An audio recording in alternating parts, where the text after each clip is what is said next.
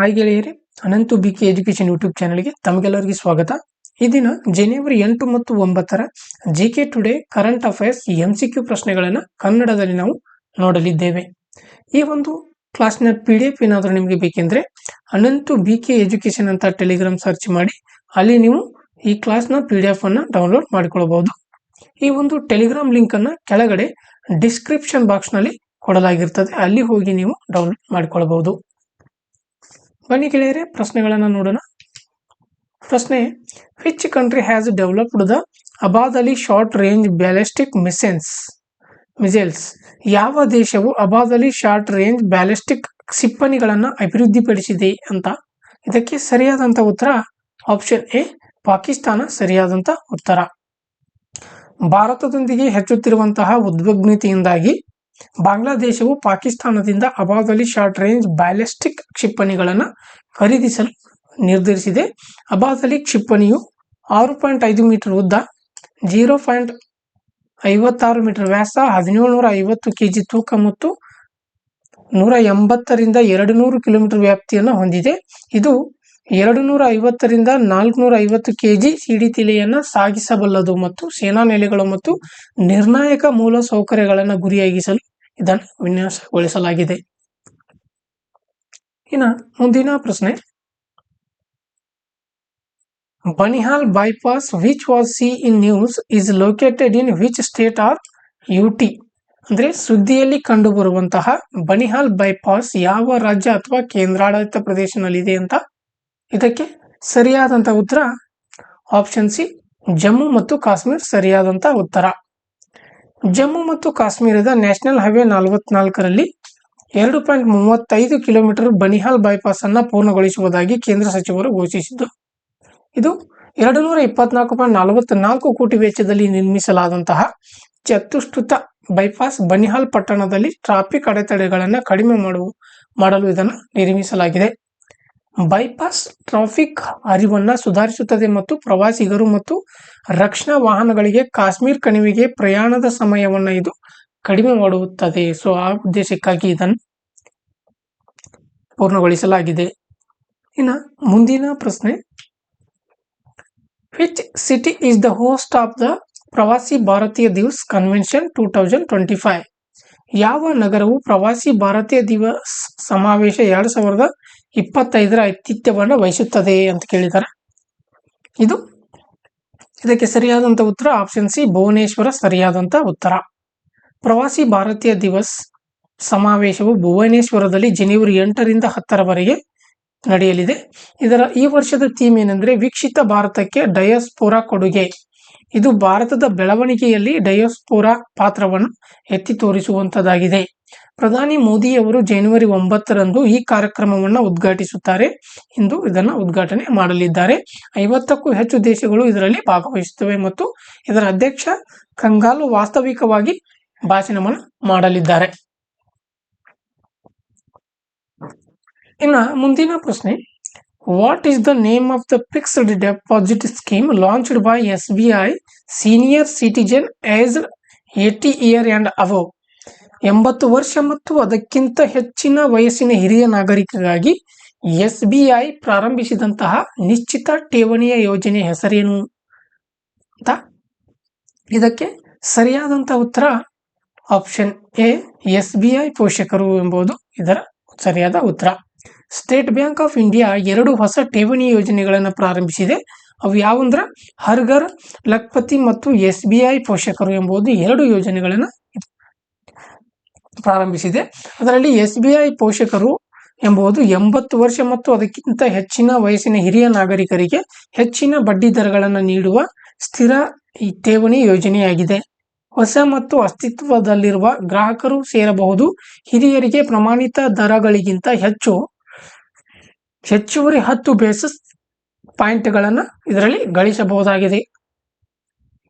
ಇನ್ನು ಮುಂದಿನ ಪ್ರಶ್ನೆ: who chaired the 7th meeting of the island development agency in New Delhi? ನವದೆಹಲಿಯಲ್ಲಿ ಐಲ್ಯಾಂಡ್ ಡೆವಲಪ್ಮೆಂಟ್ ಏಜೆನ್ಸಿ 7ನೇ ಸಭೆಯ ಅಧ್ಯಕ್ಷತೆಯನ್ನು ವಹಿಸಿದವರು ಯಾರು ಅಂತ ಕೇಳಿದ್ದಾರೆ. ಇದಕ್ಕೆ ಸರಿಯಾದಂಥ ಉತ್ತರ ಆಪ್ಷನ್ ಎ ಗೃಹ ವ್ಯವಹಾರಗಳ ಸಚಿವ ಅಮಿತ್ ಶಾ ರವರು. ಅಮಿತ್ ಶಾ ಅವರು ನವದೆಹಲಿಯಲ್ಲಿ ನಡೆದ 7ನೇ ದ್ವಿಪದ ಅಭಿವೃದ್ಧಿ ಸಂಸ್ಥೆ ಸಭೆಯ ಅಧ್ಯಕ್ಷತೆಯನ್ನು ವಹಿಸಿದ್ರು. ಸಭೆಯು ಅಂಡಮಾನ್ ಮತ್ತು ನಿಕೋಬಾರ್ ದ್ವೀಪಗಳ ಮತ್ತು ಲಕ್ಷದ್ವೀಪಗಳ ಅಭಿವೃದ್ಧಿ ಉಪಕ್ರಮಗಳನ್ನು ಪರಿಶೀಲಿಸಿತು. ಸೌರ ಮತ್ತು ಗಾಳಿಯ ಮೂಲಕ 100% ನವೀಕರಿಸಬಹುದಾದಂಥ ಶಕ್ತಿಯ ಮೇಲೆ ಇದು ಕೇಂದ್ರೀಕರಿಸಿದೆ. PM ಸೂರ್ಯಘರ್ ಯೋಜನೆಯು 2 ದ್ವೀಪಗಳ ಗುಂಪುಗಳಲ್ಲಿನ ಎಲ್ಲಾ ಮನೆಗಳಿಗೆ ಸೌರ ಫಲಕಗಳನ್ನು ಸ್ಥಾಪಿಸುತ್ತದೆ. ದ್ವೀಪ ಅಭಿವೃದ್ಧಿಯನ್ನು ಉತ್ತೇಜಿಸಲು IDA ಜೂನ್ 1, 2017 ಸ್ಥಾಪಿಸಲಾಗಿದೆ. ಇನ್ನು ಮುಂದಿನ ಪ್ರಶ್ನೆ,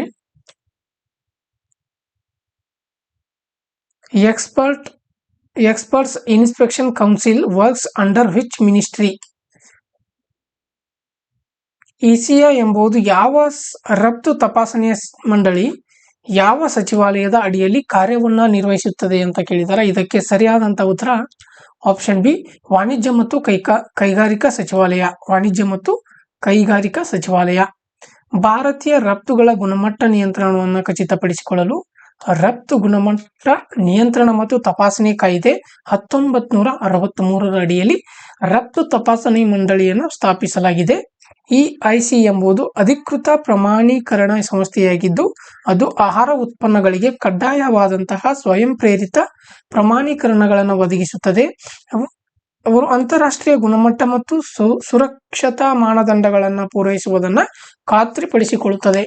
ಇದು ವಾಣಿಜ್ಯ ಮತ್ತು ಕೈಗಾರಿಕಾ ಸಚಿವಾಲಯದ ಅಡಿಯಲ್ಲಿ NABL ಮಾನ್ಯತೆ ಪಡೆದಂಥ ಲ್ಯಾಬ್ಗಳು ಮತ್ತು 30 ಉಪ ಕಚೇರಿಗಳೊಂದಿಗೆ ಪ್ರಮುಖ ನಗರಗಳಲ್ಲಿ ರಫ್ತು ತಪಾಸಣೆ ಏಜೆನ್ಸಿಗಳ ಮೂಲಕ ಇದು ಕಾರ್ಯವನ್ನು ನಿರ್ವಹಿಸುತ್ತದೆ. ಇನ್ನು ಮುಂದಿನ ಪ್ರಶ್ನೆ, which shipyard has launched 2 fast patrol vessels Amulya and Akshaya for the Indian coast guard?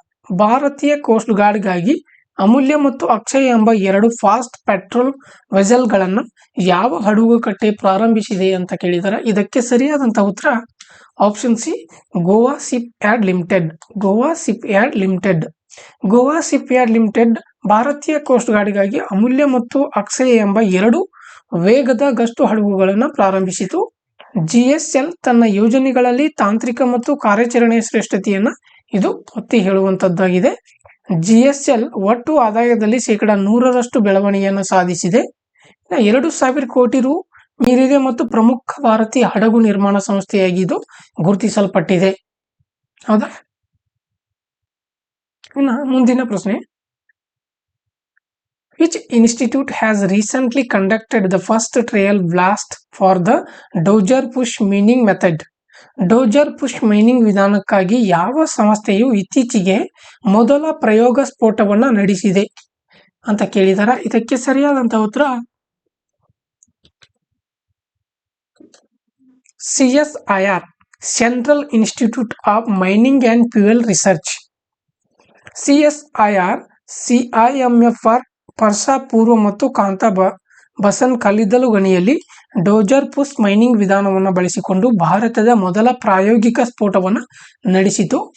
ಮಾನವ ರಹಿತ ಡ್ರಿಲ್ಗಳು ಮತ್ತು ದೊಡ್ಡ ಡೋಜರ್ಗಳಂತಹ ಸ್ವಯಂ ಚಾಲಿತ ಯಂತ್ರೋಪಕರಣಗಳನ್ನು ಬಳಸಿಕೊಂಡು ಸುಧಾರಿತ ಸುರಕ್ಷತೆ ಮತ್ತು ದಕ್ಷತೆಗಾಗಿ ಈ ವಿಧಾನವು ಡಿಜಿಟಲ್ ತಂತ್ರಜ್ಞಾನಗಳನ್ನು ಸಂಯೋಜಿಸುತ್ತದೆ.